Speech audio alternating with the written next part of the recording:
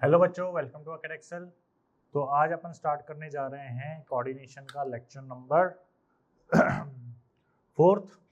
तो इस लेक्चर में आज हम क्या क्या पढ़ने वाले हैं। तो पहली चीज, जो लास्ट लेक्चर में अपन ने CFT थ्योरी पढ़ी थी, क्रिस्टल फील्ड थ्योरी, तो वो दो तरीके के कंपाउंड्स के लिए पढ़ी थी। एक तो हमने ऑक्टाहेड्रल के लिए पढ़ी थी और एक टेट्राहेड्रल के लिए पढ़ी थी, ठीक है।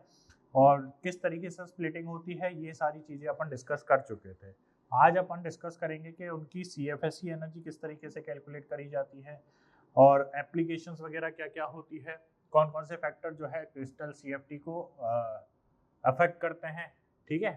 फिर उसके बाद उसकी एप्लीकेशंस पढ़ेंगे, ठीक है, उसकी एप्लीकेशंस पढ़ेंगे। नेक्स्ट कलर प्रॉपर्टी पढ़ने वाले हैं, ठीक है।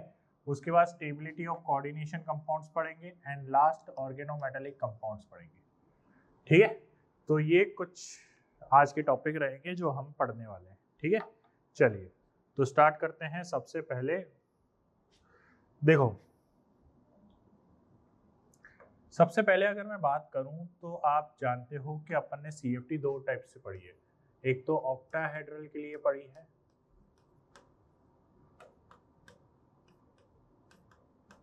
ठीक है। ऑक्टाहेड्रल कॉम्प्लेक्स के लिए अपन ने क्या पढ़ी है, देखो मैं स्प्लिटिंग के बारे में बता रहा हूँ।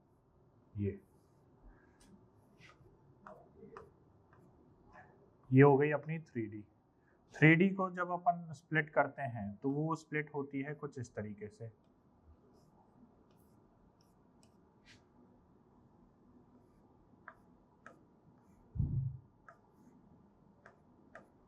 ठीक है। ये हो गया अपना बेरी सेंटर। ये क्या था अपना बेरी सेंटर, ठीक है। ये हो गई अपनी T2G और AG ऑर्बिटल, ठीक है। यहाँ से जो डी एक्साइटेशन होता था, डी एक्साइटेशन कितने का होता था, तो डी एक्साइटेशन होता था -0.4 डेल नॉट का, और एक्साइटेशन होता है 0.6 डेल नॉट का, ठीक है। और ओवरऑल वैल्यू जो है वो कितनी है,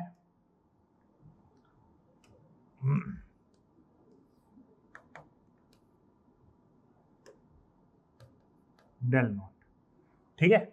ये स्प्लिटिंग किसकी है, ऑक्टाहेड्रल की। वहीं अगर अपन फॉर टेट्राहेड्रल की बात करें तो टेट्राहेड्रल की स्प्लिटिंग क्या थी, तो फॉर टेट्राहेड्रल की अगर मैं बात करूं तो टेट्राहेड्रल की मैं यही बात कर लेता हूं, ठीक है। टेट्राहेड्रल के केस में क्या था, स्प्लिटिंग यही हो रही थी, ऊपर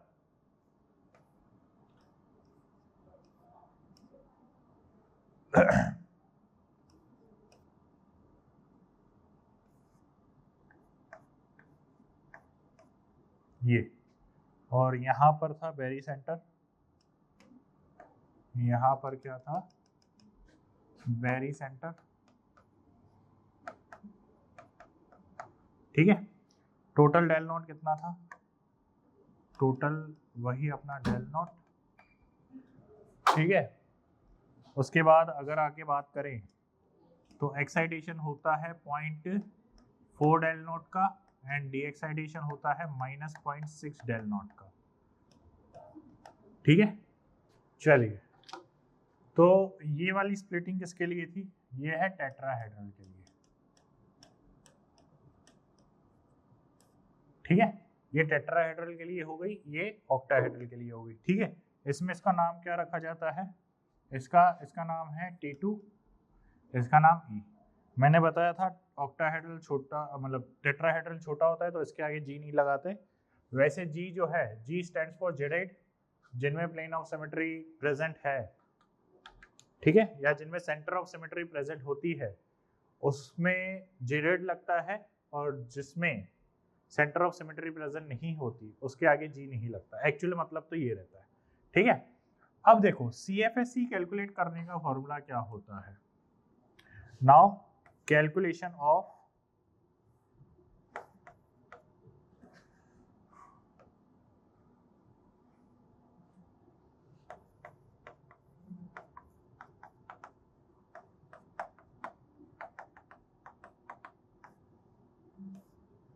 देखो कैलकुलेशन ऑफ CFSE की बात करते हैं।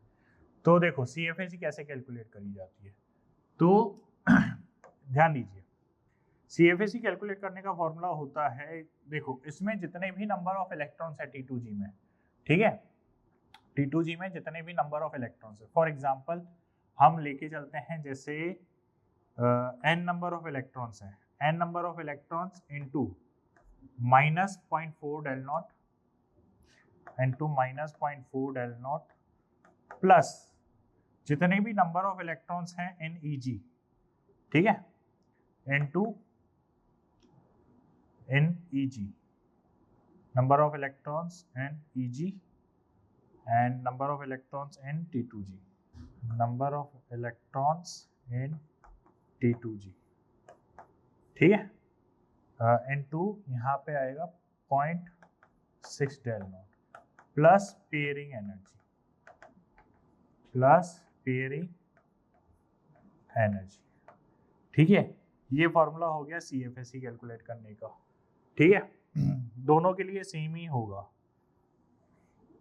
दोनों के लिए एक्चुअली इसमें देखो -0.6 डेल नॉट है तो हो जाएगा number of electron N E into -0.6 del, यहाँ पे नॉट नहीं आएगा, वो ऑक्टाहेड्रल के लिए है, ठीक है। यहाँ पर क्या आएगा, यहाँ पर टी आएगा, डेल टी, ठीक है, और यहाँ पर आ जाएगा plus number of electron in T2 into 0.4 del T, ठीक है, और यहाँ पर पेयरिंग एनर्जी इन्वॉल्व नहीं होती,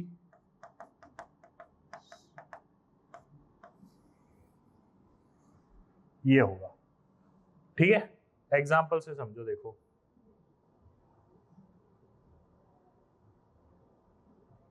देखो एग्जाम्पल से समझो, अपन एग्जाम्पल लेते हैं एक, जैसे फॉर एग्जाम्पल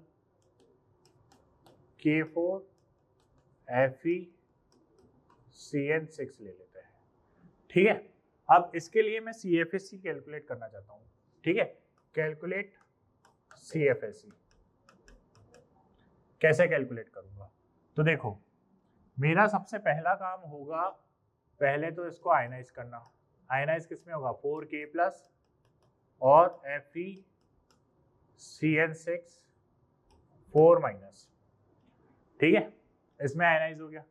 फिर उसके बाद आयरन पे ऑक्सीडेशन स्टेट क्या है, आयरन पे ऑक्सीडेशन स्टेट है 2+, ठीक है, तो कॉन्फ़िगरेशन हो जाएगी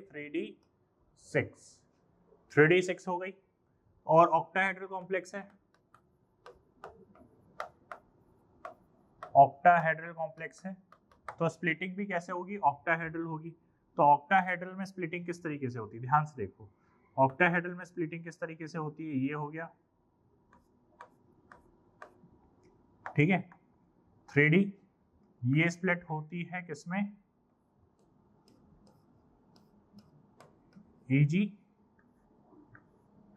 और T2G में, ठीक है। यहां पर क्या होगा, बेरी सेंटर, क्या होगा यहाँ पर, barycentre. Total del naught का गैप कितना होगा, आप जानते हो ये कितना होता है, 0.6 डेल नॉट, और ये कितना होता है -0.4 डेल नॉट, ठीक है। इलेक्ट्रॉन्स कितने हैं, इलेक्ट्रॉन्स टोटल हैं 6 इलेक्ट्रॉन। अब ये 6 इलेक्ट्रॉन जब यहाँ आएंगे, अब यहाँ पर देखो साइनाइड जो है, cyanide is a strong ligand, cyanide is a strong ligand, hence del naught gap is very high. अब इस पॉइंट का मतलब समझो कि साइनाइड जो स्ट्रॉन्ग लिगेंड है, तो ये जो स्प्लिटिंग होती है ये बहुत ज्यादा स्ट्रॉन्ग होती है, और बहुत ज्यादा स्ट्रॉन्ग होने की वजह से देखो 1 2 3 इलेक्ट्रॉन आने के बाद, अब क्योंकि स्प्लिटिंग बहुत ज्यादा है तो Eg जो है बहुत हाई एनर्जी लेवल पे, तो चौथा इलेक्ट्रॉन ऊपर जाने के बजाय कहाँ जाएगा, यहीं 4 5 6, ठीक है। स्ट्रॉन्ग लिगेंड आने की वजह से ये वाली हरकत हो जाती है कि डेल नॉट जो है वो बहुत ज्यादा होता है, जिसकी वजह से सारे के तीनों इलेक्ट्रॉन जो है पेयर्ड रह जाते हैं। वीबीटी में क्या था कि डायरेक्ट पेयरिंग हो रही थी। यहाँ पर सीएफटी क्या कह रहा है कि लिगेंड की वजह से ऑर्बिटल्स में स्प्लिटिंग हो जाती है, और स्प्लिटिंग होने के बाद स्ट्रॉन्ग लिगेंड जो है वो T2G और EG के बीच में इतना ज्यादा गैप क्रिएट कर देता है, या यूं कह लो EG वाली जो है एक्सियल ऑर्बिटल है और T2G नॉन एक्सियल ऑर्बिटल है, तो नॉन एक्सियल और एक्सियल ऑर्बिटल्स के बीच में इतना ज्यादा गैप हो जाता है कि जो इलेक्ट्रॉन्स है वो लोअर एनर्जी में प्रेजेंट होते हैं। मेटल के जितने भी 6 के 6 इलेक्ट्रॉन्स हैं वो लोअर एनर्जी में प्रेजेंट होते हैं। ठीक है, अब इसके केस के लिए अगर आपको CFSE कैलकुलेट करनी है, देखो तो CFSE एनर्जी क्या होगी, देखो क्या होगी, इलेक्ट्रॉन कितने हैं 3, और 3 इंटू -0.4 डेल नॉट, ठीक है, प्लस EG में कितने इलेक्ट्रॉन है 0 इंटू 0.6 डेल नॉट, और पेयरिंग एनर्जी। अब पेयरिंग एनर्जी देखो टोटल कितने इलेक्ट्रॉन पेयर्ड है, 3 इलेक्ट्रॉन पेयर्ड है, तो 3p, ठीक है, 1.2 डेल नॉट प्लस 3p। अब मेरी बात थोड़ा ध्यान से सुनना, ये कंट्रोवर्शियल बात है। हालांकि करेक्ट आंसर यहाँ पे 2p आना चाहिए। क्यों? क्योंकि 3 पेयर्ड इलेक्ट्रॉन है, ऑलरेडी एक तो पेयरिंग एनर्जी ऑलरेडी अवेलेबल है, और एक इलेक्ट्रॉन तो ऑलरेडी पेयर्ड है, तो जो नए पेयर हुए हैं वो तो 2 ही बने हैं, जो नए पेयर ऑफ इलेक्ट्रॉन बने हैं वो तो 2 ही बने, यानी कि 2 एक्स्ट्रा पेयरिंग एनर्जी खर्च हुई है। एक तो ऑलरेडी पेयर्ड था ना, तो करेक्ट आंसर 2p आना चाहिए। लेकिन क्योंकि प्रीवियस ईयर क्वेश्चंस में एक बार ये सवाल आ चुका है, और उसमें जितने भी यहाँ पे पेयर्ड हुए हैं उतनी पेयरिंग एनर्जी काउंट करी गई है, इसीलिए मैंने यहाँ पे आपको 3p लिखवाया है। ठीक है, प्रीवियस ईयर का क्वेश्चन उठा के आप देख सकते हो, जहाँ पे एक पेयरिंग एनर्जी वाला क्वेश्चन आया हुआ है, तो वहां पे इसी कॉन्सेप्ट से लिया हुआ है, इसीलिए मैं यहाँ पे ये बता रहा हूँ। ठीक है, चलिए तो यानी कि CFSE एनर्जी कितनी हो गई 1.2 डेल नॉट प्लस 3p। आई बात समझ में? वैसे ही अगर मैं मान लीजिए वीक लिगेंड ले लेता हूँ, कोई वीक लिगेंड वाला कॉम्प्लेक्स ले लेता हूँ, जैसे फॉर एग्जाम्पल अपन ले लेते हैं K4Fe(F6), ठीक है, ये ले लेते हैं। तो यहाँ पे फ्लोरीन कैसा लिगेंड है, वीक लिगेंड है। चलिए यहाँ पर भी आयरन की ऑक्सीडेशन स्टेट क्या है, +2 है, यानी कि 3d6 है। कॉम्प्लेक्स कैसा है, ऑक्टाहेड्रल कॉम्प्लेक्स है। कैसा कॉम्प्लेक्स है, ऑक्टाहेड्रल कॉम्प्लेक्स है। सबसे पहला काम क्या होगा आपका, इसको स्प्लिट करना ऑक्टाहेड्रल तरीके से। ये हो गई आपकी 3d ऑर्बिटल। इस 3d ऑर्बिटल को आप क्या करोगे, स्प्लिट करोगे, जैसे अभी करते आए हो। किस में स्प्लिट हो गई है, EG में, और डी एक्साइड होके किस में हो गई है,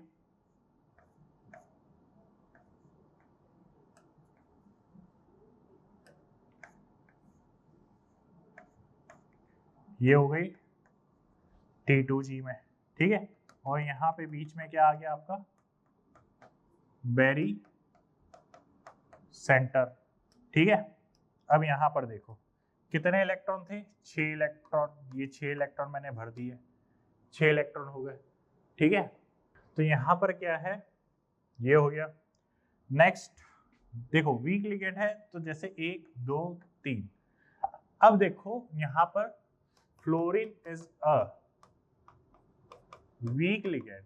कैसा लिगेंड है, weak ligand, hence del naught gap is very low, hence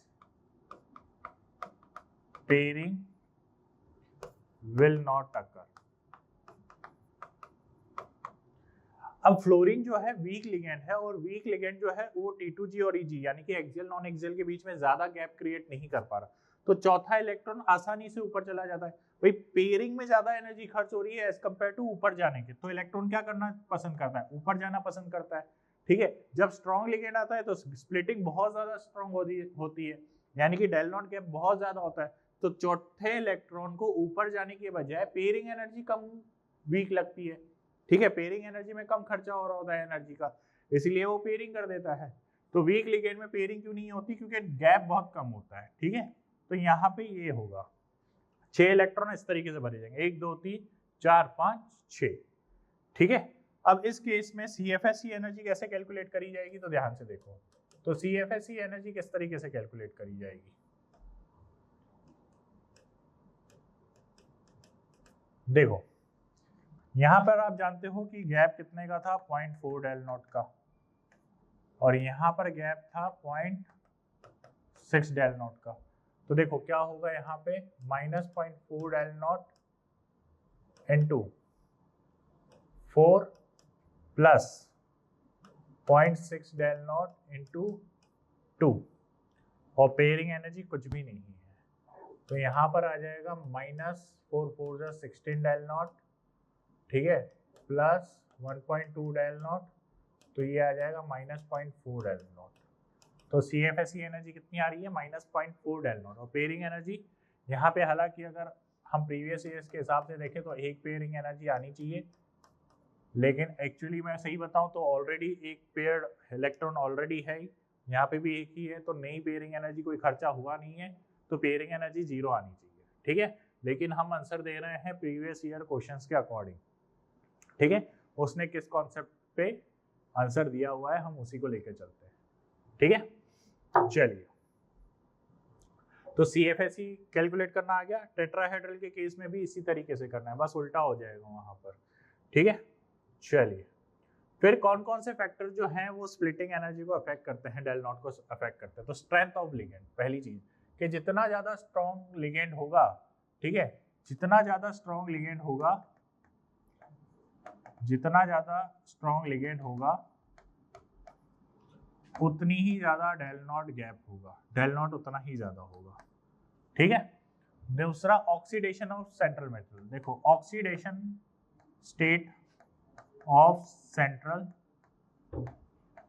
metal, जितनी ज्यादा ऑक्सीडेशन स्टेट होगी सेंट्रल मेटल की, उतना ही ज्यादा लिगेंड जो है अप्रोच करेगा, और जितना ज्यादा लिगेंड अप्रोच करेगा उतना ही स्ट्रॉन्ग कॉम्प्लेक्स बनेगा, और लिगेंड जितना ज्यादा स्ट्रॉन्ग अप्रोच करेगा उतनी ही स्प्लिटिंग भी स्ट्रॉन्ग होगी। तो oxidation state of central metal जो है वो डायरेक्टली प्रोपोर्शनल होगी डेल नॉट, बिकॉज लिगेंड उतना ही स्ट्रॉन्गली अप्रोच करेगा, ठीक है। फिर उसके बाद नेक्स्ट है ज्योमेट्री। ज्योमेट्री में आप जानते हो कि जो ऑक्टाहेड्रल की स्प्लिटिंग होती है वो ज़्यादा बड़ी होती है एज कम्पेयर टू टेट्राहेड्रल। तो सबसे ज़्यादा ऑर्डर जो है डेल, देखो जो सबसे ज़्यादा ऑर्डर होता है वो होता है SP का, देन ऑक्टाहेड्रल का, और सबसे ज़्यादा होता है किसका?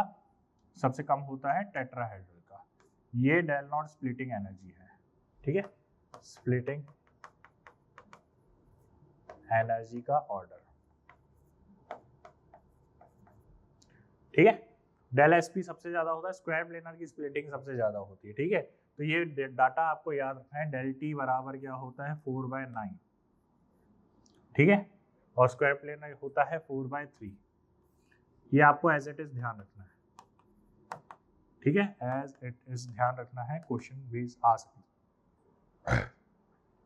ये रहा ऑर्डर लिखा हुआ है, ठीक है। तो ये चीज आपको ध्यान रखनी है। ट्रांजिशन मेटल्स के बिहाफ पे ये ध्यान रखना है कि जितना लोअर ट्रांजिशन एलिमेंट होगा, जितना हायर ट्रांजिशन एलिमेंट होगा, उतनी ही स्ट्रॉन्ग स्प्लिटिंग होगी, ठीक है। Higher transition element directly proportional to splitting energy, ठीक है, directly proportional to splitting energy. चलिए, ये स्पेक्ट्रोकेमिकल सीरीज है, यानी कि ये एक्सपेरिमेंटली ऑब्जर्व्ड है कि जो लिगेंड है उनकी स्ट्रेंथ किस तरीके से देखी जाती है। तो ये रहा, देखो increasing order of strength of ligand. तो यहाँ पर मैं इंपॉर्टेंट वाले टिक कर देता हूँ जो आपको सबसे ज्यादा काम आने वाले हैं। ये स्ट्रॉन्ग लिगेंड है, ठीक है, हेलोजन्स वीक लिगेंड में आ जाते हैं आपके, ठीक है। और ऑक्सीजन डोनर, यहाँ पे इंपॉर्टेंट पॉइंट लिख लेना कि oxygen donor ligands behave as strong ligand in case of cobalt 3+, यानी कि अगर मेटल कोबाल्ट +3 में है तो ऑक्सीजन डोनर लिगेंड जो है वो स्ट्रॉन्ग बिहेव करेंगे। कौन कौन से हैं? H2O हो गया, ठीक है, C2O4 2- हो गया, ठीक है, OH- हो गए। तो ये सब जो है स्ट्रॉन्ग लिगेंड की तरह बिहेव करेंगे, ठीक है। तो ये चीज ध्यान रखनी है, इंपॉर्टेंट पॉइंट है। अमोनिया जो है बाकी यहाँ से H2O के बाद से ये सारे जो है ये स्ट्रॉन्ग लिगेंड है, स्ट्रॉन्ग लिगेंड की कैटेगरी में है, और ये वीक लिगेंड की कैटेगरी में है। तो स्ट्रॉन्ग और वीक लिगेंड आपको स्टेबल से ध्यान रखते हैं, ठीक है। सेकंड लाइन वाले सारे स्ट्रॉन्ग कैटेगरी में आते हैं और फर्स्ट लाइन वाले सारे वीक कैटेगरी में आते हैं। बस ये ध्यान रखना है कि ये वाले जो लिगेंड है ऑक्सीजन डोनर्स, ठीक है, H2O C2O4 और ये कोबाल्ट +3 के केस में स्ट्रॉन्ग लिगेंड की तरह बिहेव करते हैं। क्लियर है?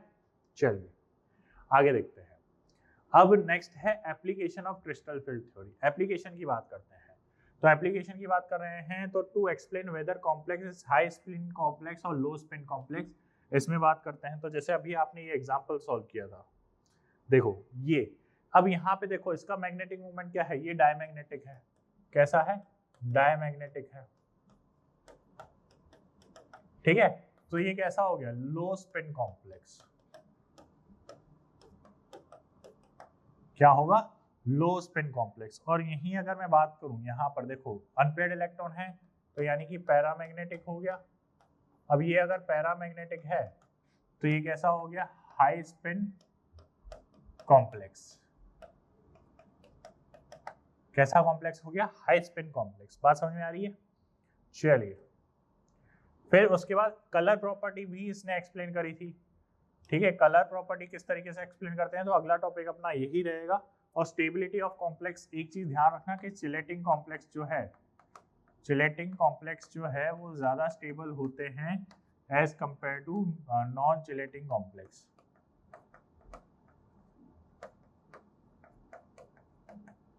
ठीक है। और उससे भी ज्यादा जो है बैक बॉन्डिंग वाले सबसे ज्यादा स्टेबल होते हैं।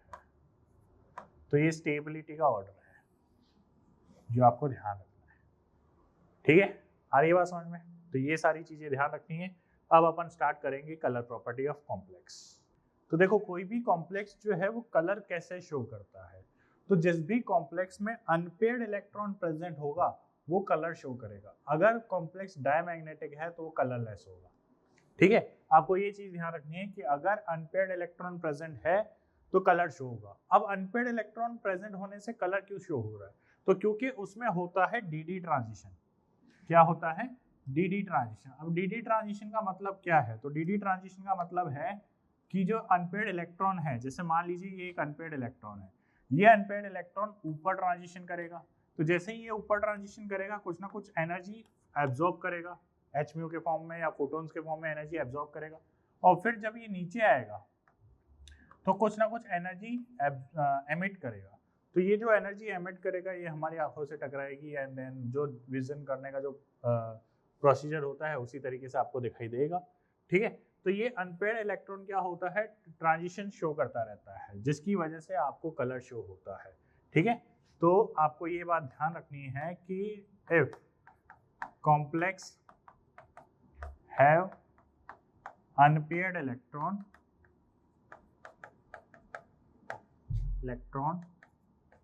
then due to dd transition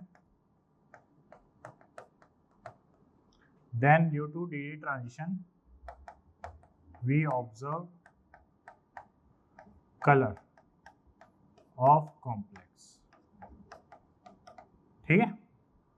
ये चीज आपको ध्यान रखनी है। अनपेयर्ड इलेक्ट्रॉन प्रेजेंट होगा तभी आपको ये चीज ऑब्जर्व होगी, ठीक है।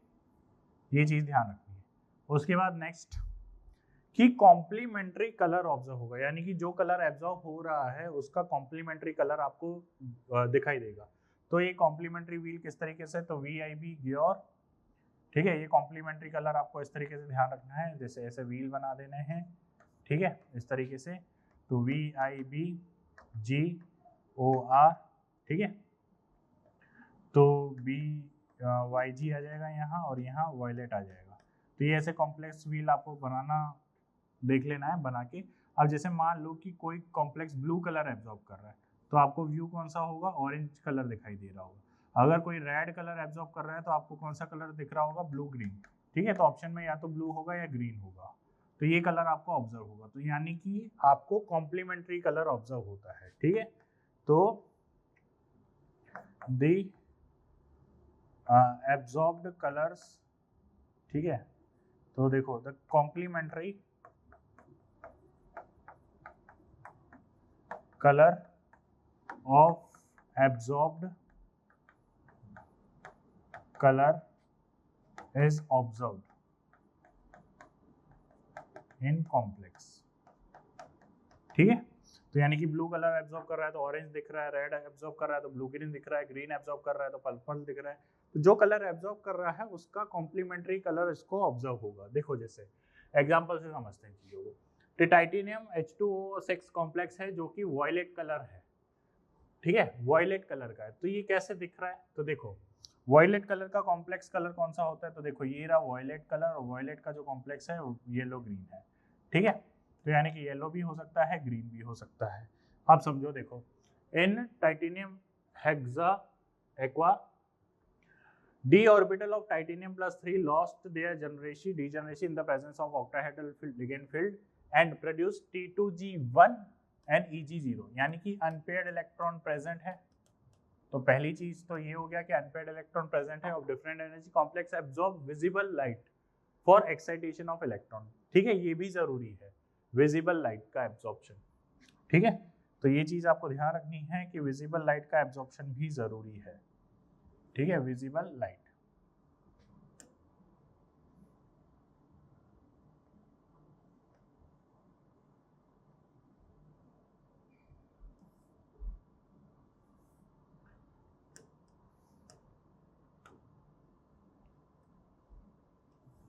ठीक है, visible light for excitation of electron from T2G to Eg which is corresponding to green yellow. देखो ग्रीन येलो के कॉम्प्लीमेंट्री कलर है वॉयलेट कलर, तो यानी कि ग्रीन येलो कलर क्या हो रहा है,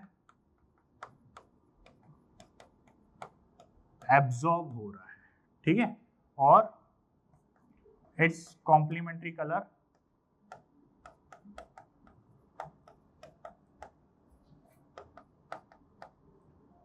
which is violet color is observed। ठीक है, उसका कॉम्प्लीमेंट्री कलर ऑब्जर्व हो रहा है जो कि वॉयलेट कलर है। ठीक है, तो how the complex compound show the colour, तो कलर कैसे शो करता है, when d electrons absorbs energy from visible region they will get excited, absorbed energy is related to a particular wavelength. ठीक है, ऑब्वियसली बात है, कोई ना कोई वेवलेंथ की होगी। तो देखो आप ये रिलेशन जाते हो E = hc/λ, तो एनर्जी जो है वो इनवर्सली प्रोपोर्शनल है वेवलेंथ के, तो जितनी ज्यादा एनर्जी उतनी ही कम वेवलेंथ का कलर ऑब्जर्व होगा। ठीक है, और आप जानते हो कि वीआईबी ग्योर में, ठीक है, कि वीआईबी ग्योर में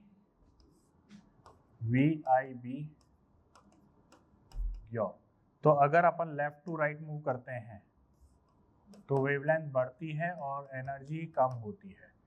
ठीक है, तो ऐसा एक क्वेश्चन आएगा जिसमें एनर्जी और वेवलेंथ कंपेयर हो रही होगी। तो एनर्जी तो आप रिलेट कर सकते हो, एनर्जी को रिलेट करोगे आप डेल नॉट से, और वेवलेंथ को रिलेट करोगे आप कलर से। ठीक है भाई, स्ट्रॉन्ग लिगेंड होगा तो डेल ई नॉट ज्यादा होगा, डेल ई नॉट ज्यादा होगा तो कम वेवलेंथ का कलर वो एमिट कर रहा होगा। ठीक है, इस तरीके से आपको क्वेश्चंस करने हैं, वो एग्जांपल्स में अभी देखेंगे हम।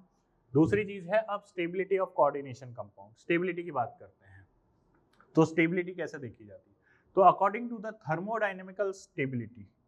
कौन सी स्टेबिलिटी, थर्मोडायनेमिकल स्टेबिलिटी की जब हम बात करते हैं, ठीक है, the reaction between metal ion and the ligand may be considered as a Lewis acid base reaction. ठीक है, जो मेटल और लिगेंड के बीच का रिलेशन है उसको कैसे कंसीडर किया गया है, एसिड बेस रिएक्शन। ठीक है, क्योंकि ये लुईस एसिड की तरह काम कर रहा है और लिगेंड जो है लुईस बेस की तरह काम कर रहा है। ठीक है, may be considered as a Lewis acid base reaction if the equilibrium constant is high. Equilibrium constant यानी कि Kc अगर हाई है then the complex obtained is thermodynamically stable, यानी कि Kc अगर हाई है तो थर्मोडायनेमिकली स्टेबल ज्यादा होगा। ठीक है, चलिए, तो ये है इक्विलिब्रियम। ठीक है, the stability constant K of the complex MLN is given by reaction ये। ठीक है, केमिकल इक्विलिब्रियम आप पढ़ चुके हो, ठीक है, ये आपने जानते हो from chemical equilibrium. The greater the value of K more stable is the complex, ठीक है। स्टेबिलिटी ऑफ कॉम्प्लेक्स किस पे डिपेंड करती है? Higher charge on the central metal atom, ठीक है, higher charge on the central metal atom, greater strength of the ligand, जितना ज्यादा स्ट्रॉन्ग लिगेंड उतनी ज्यादा, और रिंग फॉर्मेशन, जैसे मैंने बताया था चिलेशन के केस में कॉम्प्लेक्स की स्टेबिलिटी ज्यादा होगी as compare to non chelating में, ठीक है, क्योंकि रिंग जो बन रही है वो स्टेबल कॉम्प्लेक्स की स्टेबिलिटी को बढ़ाने का काम करती है। आई बात समझ में? चलो क्वेश्चन देखते हैं कुछ। पहला क्वेश्चन हमारे स्क्रीन पर ये रहा कि for T2G6Eg2 system the value of magnetic momentum. तो देखो T2G6 है, जैसे फॉर एग्जांपल अब T2G दिया हुआ है तो ये हो गया और ये हो गया। T2G में कितने इलेक्ट्रॉन है? 6 इलेक्ट्रॉन है, तो 1 2 3 4 5 6, और इसमें कितने इलेक्ट्रॉन है? 2, तो यानी कि टोटल कितने अनपेयर्ड इलेक्ट्रॉन है? 2 अनपेयर्ड इलेक्ट्रॉन है। तो 2 अनपेयर्ड इलेक्ट्रॉन के लिए मैग्नेटिक मूवमेंट आप जानते हो n+2 Bm, तो यानी कि √2 2 + 2 यानी कि 8, और 8 जो आएगा वो आएगा 2 पॉइंट समथिंग, तो यानी कि आंसर जाएगा आपका 2.383, क्या जाएगा? 2.83, ठीक है। Next, the stability constant of the complex formed by a metal ion M+2 with ammonia, ठीक है, Cn और H2O are of the order 10⁻15, 10⁻15, 10⁻27 and 10⁻11, ठीक है, respectively. Then ammonia is the strongest ligand. अब स्टेबिलिटी कांस्टेंट कहाँ आ रहा है सबसे ज्यादा? स्टेबिलिटी कांस्टेंट यानी कि Kc जो है वो डायरेक्टली प्रोपोर्शनल है स्ट्रेंथ ऑफ लिगेंड के, ठीक है, तो उस हिसाब से सबसे ज्यादा स्टेबल कौन है? Cn- स्ट्रॉन्ग है, फिर उसके बाद अमोनिया एक स्ट्रॉन्ग लिगेंड है, देन उसके बाद सबसे कम कौन है? वाटर। ये आ गया स्ट्रेंथ ऑफ लिगेंड। तो यानी कि ammonia is the strongest ligand, Cn- is the strongest ligand. This values cannot predict the strength of the ligand. All the ligand are equally strong, so Cn- is the strongest ligand, ठीक है। बहुत ही आसान सवाल। देखो इस chapter के सवाल को आप बहुत आसानी से कर सकते हो, चैप्टर भी बहुत अच्छा है, कॉन्सेप्चुअल चैप्टर है पूरा। इनऑर्गेनिक का केमिकल बॉन्डिंग के बाद मेरा फेवरेट सबसे यही है कोऑर्डिनेशन, क्योंकि ये कॉन्सेप्ट बेस पे चलता है, ज़्यादा कुछ चीज़ें याद रखने की जरूरत नहीं है इसमें, ठीक है। चलिए, तो और क्वेश्चन भी एकदम सिंपल से आते हैं, 100% स्कोरिंग चैप्टर है, ठीक है, तो अच्छे से कर सकते हो। अब देखो अगला सवाल हमसे कह रहा है कि क्रिस्टल फील्ड स्टेबलाइजेशन एनर्जी 0 किस में है? तो फर्स्ट ऑप्शन अगर सॉल्व करते हैं तो आयनाइज करने के बाद क्या आएगा? 2K+ एंड MnF6 2+, ठीक है, तो Mn पे चार्ज कितना आ जाएगा? 4+, ठीक है, और 4+ कॉन्फ़िगरेशन देखो, Mn की कॉन्फ़िगरेशन होती है 3d5 4s2, ठीक है, अब +4 है तो यानी कि ये हो जाएगा 3d3, यानी कि इसमें कितने अनपेयर्ड इलेक्ट्रॉन है? 3 अनपेयर्ड इलेक्ट्रॉन है, 3 अनपेयर्ड इलेक्ट्रॉन है तो कॉन्फ़िगरेशन जाएगी T2G3, और T2G3 जाएगी, ऑक्टाहेड्रल कॉम्प्लेक्स है, तो यानी कि ये -0.4 del नॉट इंटू 3, तो यानी कि ये आएगा 1.2 del नॉट, ठीक है। ऐसे डायरेक्ट आपको सॉल्व करना सीखना पड़ेगा।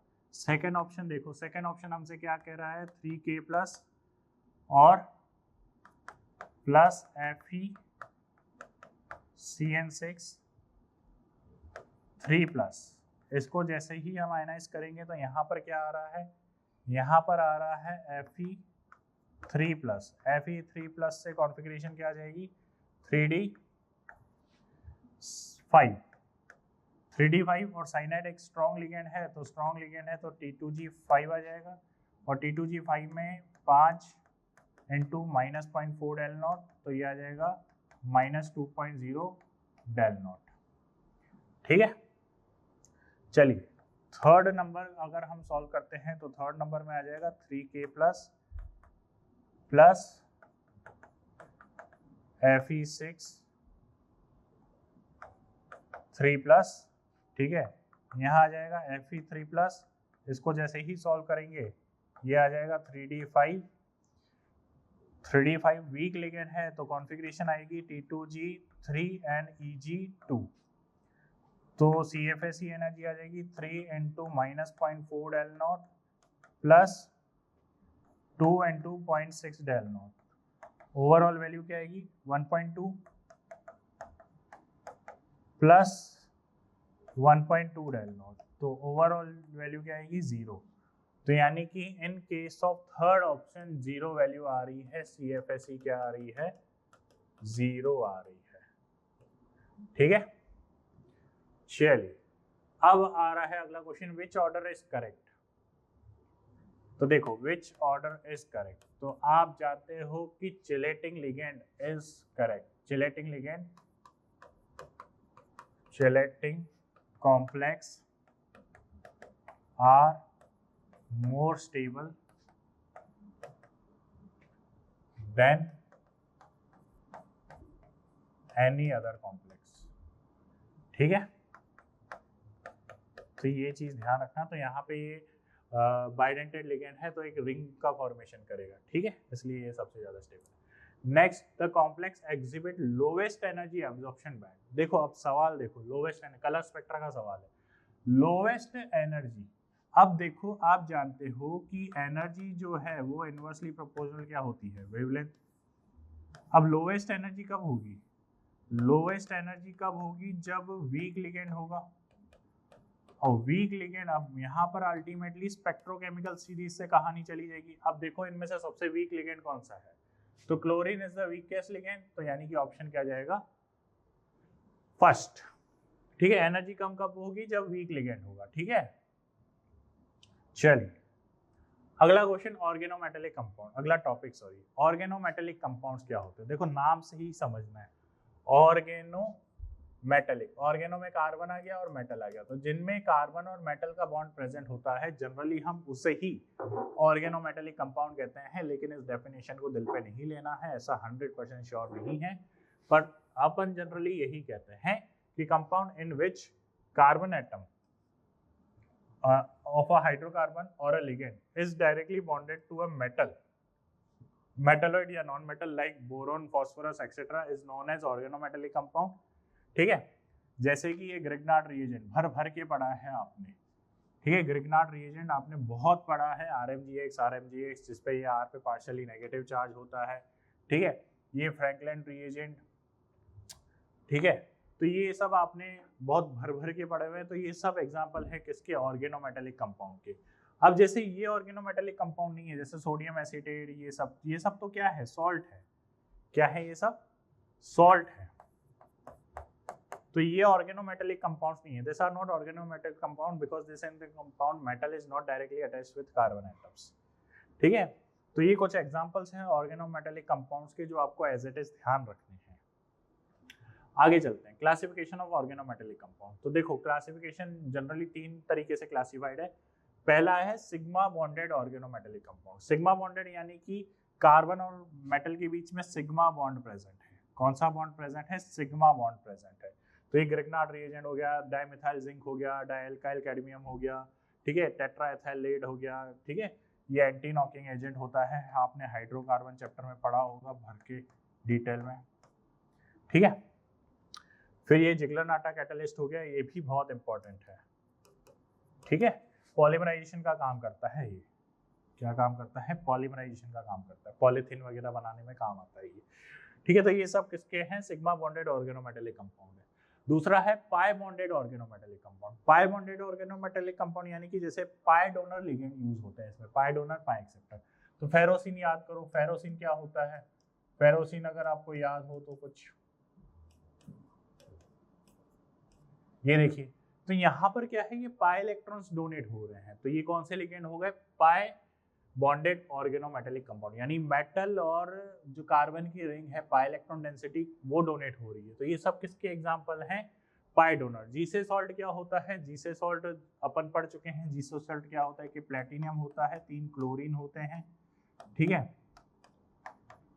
और इथीन होती है यहाँ पर, ठीक है, तो ये जी से सॉल्ट हो गया। उसके बाद यहाँ पे क्रोमोसिन क्या होता है, सेम जैसे यहाँ पे ये है तो उसी तरीके से क्रोमोसिन होती है, बेंजीन हो गई, क्रोमियम हो गया और यहाँ पर भी बेंजीन हो गई। ठीक है, इस तरीके से होता है क्रोमोसिन। आई बात समझ। फिर एक होता है sigma bond, sigma and pi bonded organometallic compound, sigma and pi bonded organometallic compound. तो इसमें क्या होता है, जैसे ये देखिए निकल है, अब ये कार्बन से बॉन्डेड है, ठीक है, और लिगेंड के भी आपस में यहाँ पर कौन सा बॉन्ड है, पाई बॉन्ड है। ठीक है, ये हो गया।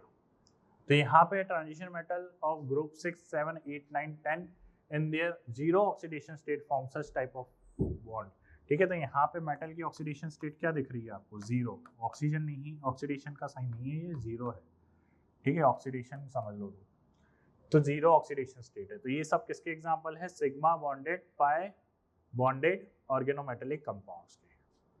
ठीक है, अब नेक्स्ट है टेस्ट ऑफ आयरन +3। ठीक है, टेस्ट ऑफ आयरन +3 जो है अपन पोटेशियम थायोसाइनाइड से करते हैं, जिससे ये कॉम्प्लेक्स बनता है, इसका ब्लड रेड कलर होता है, जो फिल्मों में यूज होता है ना, फिल्मों में जो खून के तरीके से यूज करते हैं वो यही होता है, blood red colour, potassium ferrocyanide. ठीक है, तो ये आयरन का टेस्ट है। कॉपर +2 का टेस्ट क्या होता है, कॉपर +2 का टेस्ट होता है ये कॉपर पोटेशियम फेरोसाइनाइड से।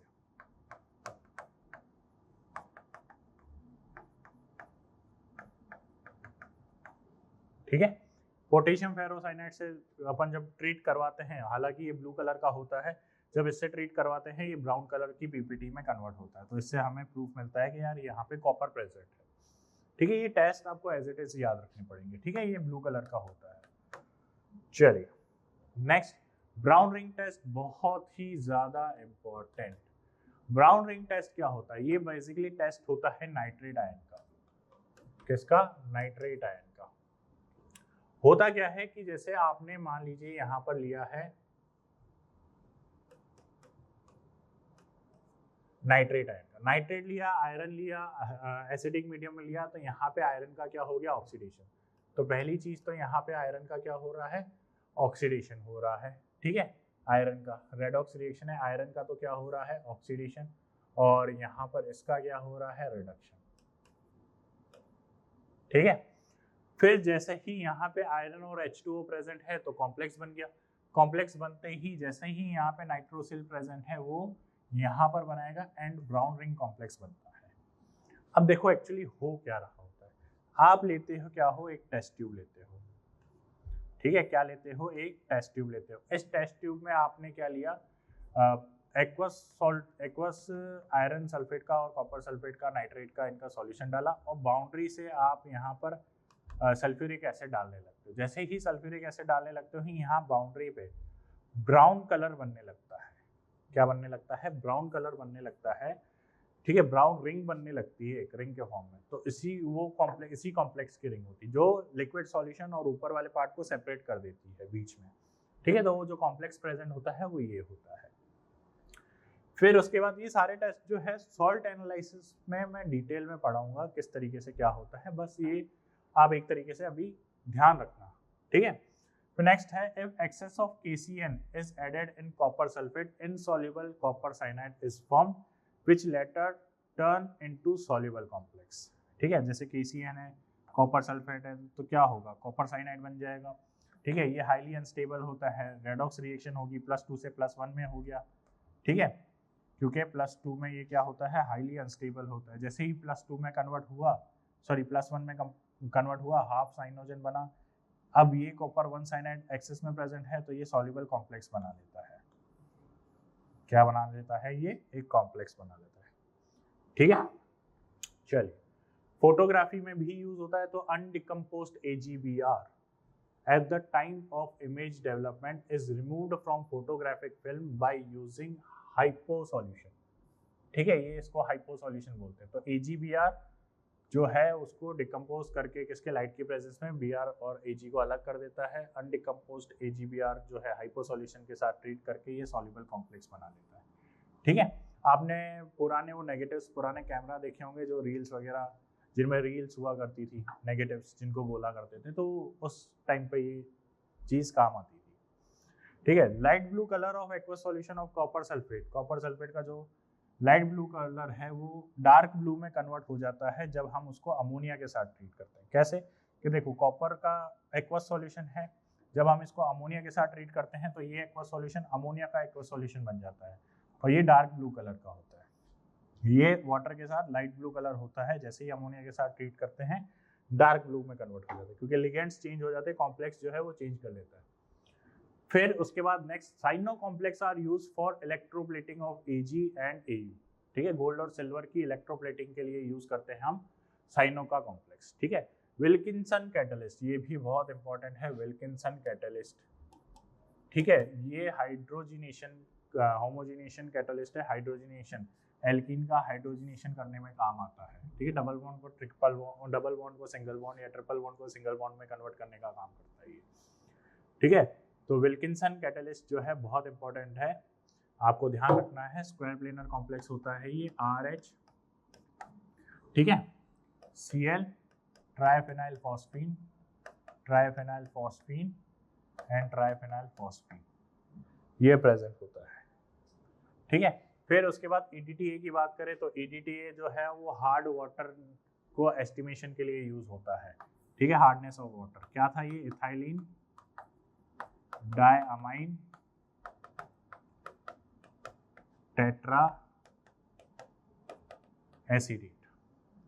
Calcium EDTA is used to remove lead poison. ठीक है, कैल्शियम जो है पानी के अंदर जो लेड वगैरह होते हैं, ठीक है, जो मैगी के अंदर होते हैं उनको रिमूव करने में यूज होता है। बायोलॉजिकल इंपॉर्टेंस की बात करें तो क्लोरोफिल जो है कोऑर्डिनेटेड कॉम्प्लेक्स है, विटामिन B12 कोऑर्डिनेटेड कॉम्प्लेक्स है, हेमोग्लोबिन, कार्बोक्सीपेप्टिन, ये सब जो है कोऑर्डिनेटेड कॉम्प्लेक्स है। ठीक है, और ये सब इंसुलिन वगैरह भी एक कोऑर्डिनेटेड कॉम्प्लेक्स है जो डायबिटिक पेशेंट के लिए इंपॉर्टेंट होते हैं। ठीक है, तो ये सारी कहानी है जो इम्पोर्टेंट है कोऑर्डिनेशन कॉम्प्लेक्स के लिए। ठीक है, तो यहाँ से भी एक दो सवाल आ सकते हैं, एक आध सवाल बैठ सकता है, तो ये थ्योरी आपको याद रखनी है। जो रिएक्शन वाला पार्ट है वो अपन सॉल्ट एनालिसिस में अच्छे तरीके से पढ़ेंगे। ठीक है, जैसे आयरन का सॉल्ट, आयरन का टेस्ट था, कॉपर का टेस्ट था, ये सब अपन पढ़ेंगे वैसे तो। बाकी ये जो इन्फॉर्मेटिव पार्ट है वो आपको रीड करना है अच्छे से, NCERT में प्रेजेंट है क्योंकि। ठीक है, चलिए, बाकी अगर आपको नीट एनोटेड PDF चाहिए, चैप्टर वाइज CRE चाहिए, लेक्चर वाइज असाइनमेंट चाहिए, या माइनर टेस्ट, मेजर टेस्ट या PYQ के सॉल्यूशन चाहिए, तो ये सब हमारी वेबसाइट पे अवेलेबल है, आप जाके देख सकते हैं। ठीक है, विजिट कर सकते हैं। उसके बाद इम्पोर्टेंट की बात करें तो कलर स्पेक्ट्रा इम्पोर्टेंट है। ठीक है, फिर उसके बाद CFSE जो कैलकुलेशन पार्ट है वो इम्पोर्टेंट है। उसके बाद स्पेक्ट्रोकेमिकल सीरीज, वो तो आप देख के ही जाना। स्पेक्ट्रोकेमिकल सीरीज के बेसिस पर आपको बहुत सारे क्वेश्चंस मिलने वाले हैं। ठीक है, तो ये सब देख के जाना। उसके बाद वीडियो अगर अच्छा लग रहा है तो वीडियो को लाइक करिए, चैनल को सब्सक्राइब करिए और अपने दोस्तों में शेयर करिए। बेल आइकन ज़रूर प्रेस करिएगा ताकि आपको नेक्स्ट वीडियो की नोटिफिकेशन मिलती रहे। Thank you.